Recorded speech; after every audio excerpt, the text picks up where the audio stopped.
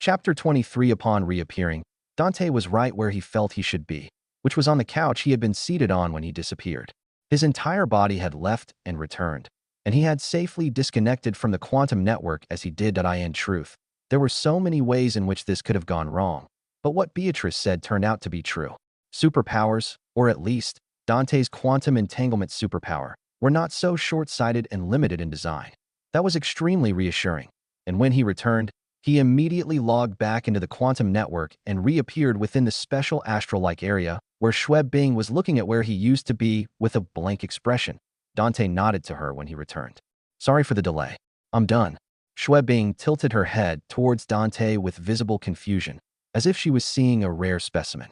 "Your superpower is logging out and logging back in." Dante was speechless. "No, it's quantum teleportation. My real body left the lounge area. You can check the cameras and records if you have any." "Oh," Schweb Bing said softly, but she didn't make any moves and continued staring at Dante silently.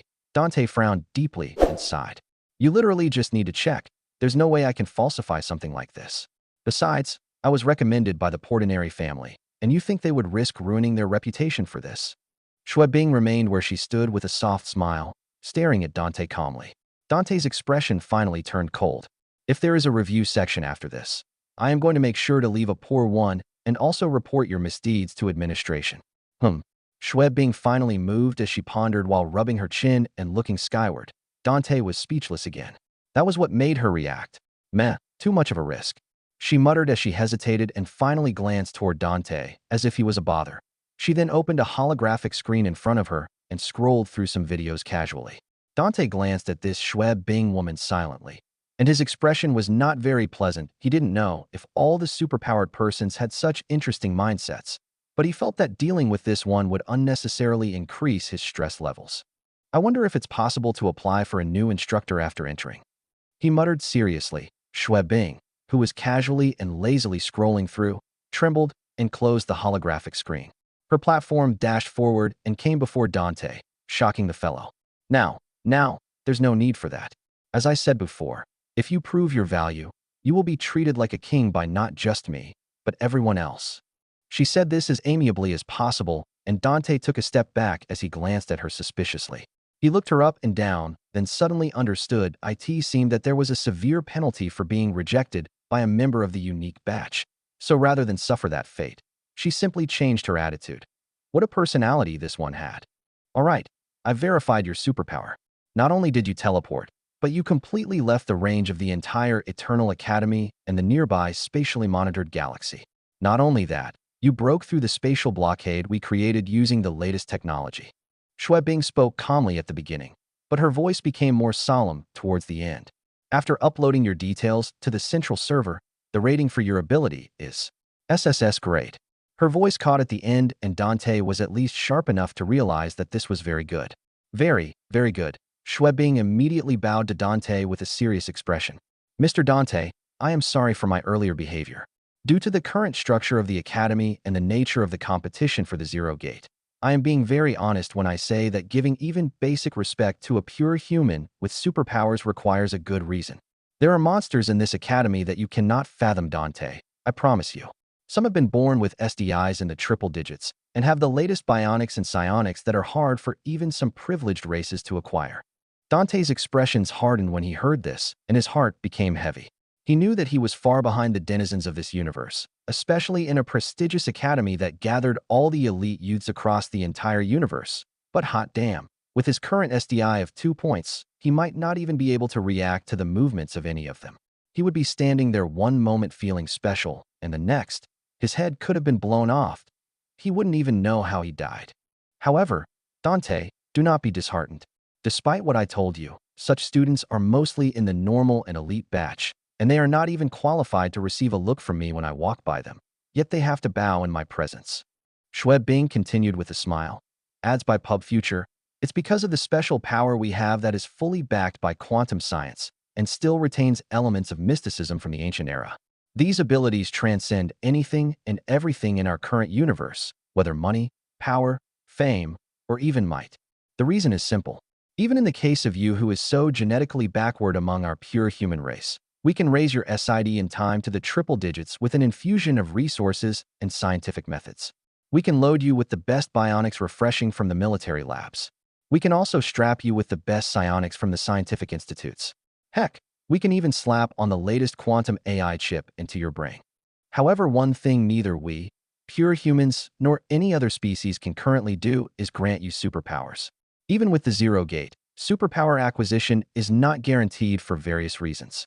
A person who enters the zero gate and acquires a superpower, even if it is to float in the air for a few seconds, is of a status far superior to even the best non-superpower user. Even among superpowered users, there are also gaps based on the quality of a superpower. A superpowered person with an F-rated ability can step on anyone else without a superpower, but a person with an E-grade superpower can step on an F-grade superpower user, and so on as the ranks rise. Schwebbing hesitated. You with SSS, it's not the highest rank, but it's only one step below. As far as what we have registered, there are only about 500 people spread across the entire universe of a nearly uncountable number of living beings with the same rank of superpower as you. You are now the 1% within the 1%, and that's not even adding your status as a pure human. However, Dante, I have to absolutely remind you before you are admitted that this grading is temporary, and this is exclusive to you for now. Schwebbing shrugged helplessly. The reason is simple. We can't really measure the extent and upper limit of your power. However, from the lower limit alone, or what we can verify, is terrifying enough that you have been given this grading. What I am saying is that there is still room for improvement and that you can ascend higher if you display better abilities. However, if this is the extent of your power or there is some misconception, keep it to yourself. It's for the best. Dante had been quietly listening up to this point, but his eyes flashed when Schwebbing reached this point. Telling him there was room to improve made sense, but telling him to hide inconsistencies and flaws. Do you, as my instructor, receive some form of benefit if the student you teach in the unique batch has a high-ranking superpower? Dante asked pointedly, though he already knew the answer. Schwebbing only smiled. Dante sighed internally and nodded. Okay, so are we done? That's right. You can log out and follow the procedures to complete your admission. You will be taken to your dorm and then begin orientation tomorrow. See you then. Schwebbing stated coolly as he turned and disappeared. Dante watched her leave silently and then logged out as well. He opened his eyes on the couch and noticed that the others had stood up and were about to leave. Clearly, they were already done with their demonstrations and tests. Dante also stood up and found a guide that was a female android gesturing to lead him to his room. After moving to the teleporter, the guide sent the details of their destination to his AI chip, and it automatically entered the coordinates into the teleporter as Dante stepped in, the man himself not even having to do anything conscious. Chapter 24 Foundational Work Ads by PubFuture. When Dante appeared on the other side, he was standing at the entrance of a small self-contained room that had a tiny yard as well as a strange machine glowing with a green color that looked like a dustbin at the front, which Dante knew was a quantum transporter. Basically, it delivered packages ordered online or even food. No more 3 days shipping or same-day delivery. This was now instant shipping, not even international, but intergalactic. You might wonder, if they had this technology, then why couldn't they transport humans and invalidate Dante's so-called superpower? Well, most of the clever folks would already be able to guess that the reason was pretty simple and obvious. Quantum transportation involved breaking down an item from its molecular and atomic structure into quarks and qubits, and then reassembling them at a designated quantum reception point. As you could guess, breaking down inanimate objects with no life? Pretty fine most times. Doing the same to a living being? Very, very ill-advised. Also, please do not put in plants or animals, you sick fuck. Dante entered the building after being given the virtual key, which was downloaded to his AI chip and tied to his ID. As such, the entire building came under his control, every facility controlled by his mind as if he was psychic.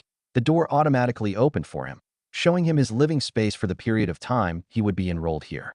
The Eternal Academy was a place where every bit of land was like gold, because the uncountable number of people in the universe all battled to send their children here to study. Of course, while they had the technology to expand the landmass and take in more, why would they do that?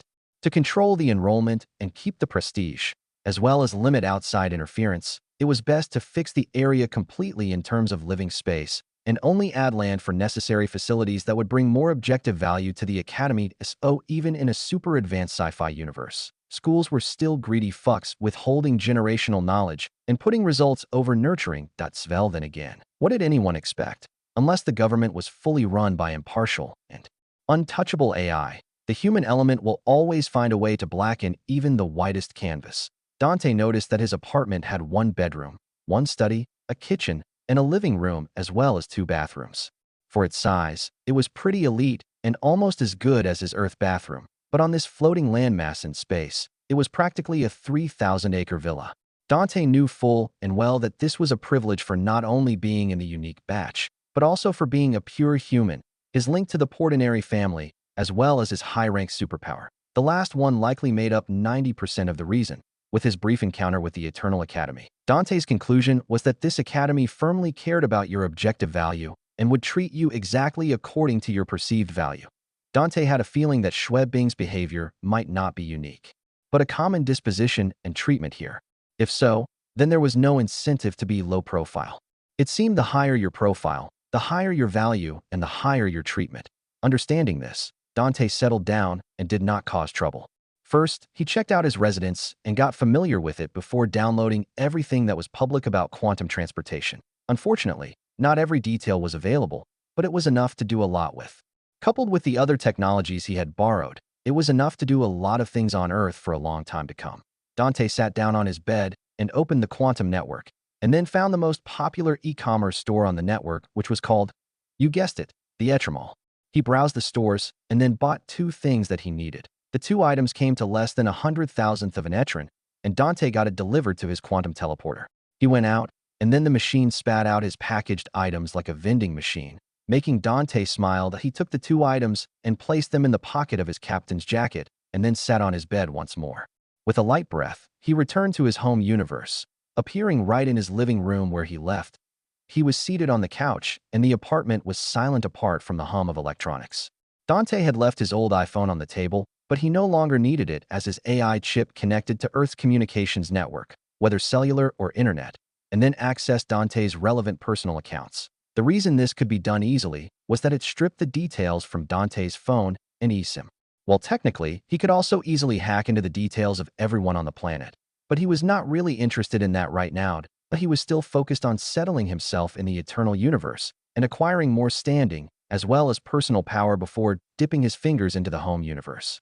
However, that did not mean that there was nothing to do, and this was why he came back. Point one thing about the modern era is that with the advent of the internet, many things became traceable, and a lot of information was shared really quickly across the globe. As such, if he waited for a few months later when his bionics and psionics were set, his livelihood there was secured, and he had better technology to start taking over, he would experience extreme pushback, because he would literally appear out of nowhere with all these groundbreaking things and accumulate power too fast. Many factions and governments would feel alarmed and begin to go against him in every way, using financial, political, and in the worst case, legal methods to hinder as well as crush him. The simplest way to prevent or control this was to create a trail, a public and clear, as well as trustworthy and irrefutable roadmap that led to his current location. For example, if Dante started releasing these scientific technologies through various companies and labs under his name without the roadmap, that would be fine initially until the questions came. The questions were usually very piercing, like where did the money come from? Secondly, they would ask, where did he get his qualifications? Thirdly, where did he learn this knowledge and how did he get there when so many smarter people before him failed? He did not necessarily need to answer these questions, but they could be slowly twisted in a way that would cause him endless headaches later. As such, it was just wiser and better to build a slow roadmap unless he planned to use military force to take over to that end. Dante was planning to solve the three questions of money, education, and qualification. To acquire that, he needed to take organic and logical means from his current location and position in society. So the first item he bought was indispensable. Dante opened the package and removed the seal, placing the item on his table in his room. It was a small black box with no opening except for a port to receive power. However, Dante did not dare plug it into any socket in his room, for this small black box was a Generation 3 miniature quantum Raspberry Pi. In other words, it was a pocket-sized quantum computer. Its specs were too long to explain, but it could virtually destroy any form of technology in this universe, even considering the various alien races Dante happened to discover when he connected to this universe's quantum network. And yet, this thing cost him the equivalent of $200 Earth dollars. Dante then took out the second thing he bought and then assembled it following the manufacturer's instructions. He opened the tank and poured in water to fill it up, then sealed it tightly using the instructions. After that, he hesitated before trusting the eternal universe's technology level and the product's sky-high reviews before turning it on. With a soft hum, it came to life and the water in the tank began to boil then fold crazily. The indicator near the output port shone green, meaning that it was functioning perfectly. Dante's pale face regained color, and he sighed with relief. The reason for his reaction was because this product was a 100% efficient ultra-miniature nuclear fusion reactor.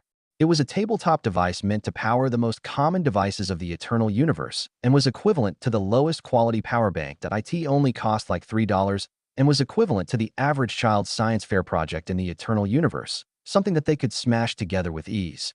Yet this thing could likely power every household on this planet. Comparisons were truly odious.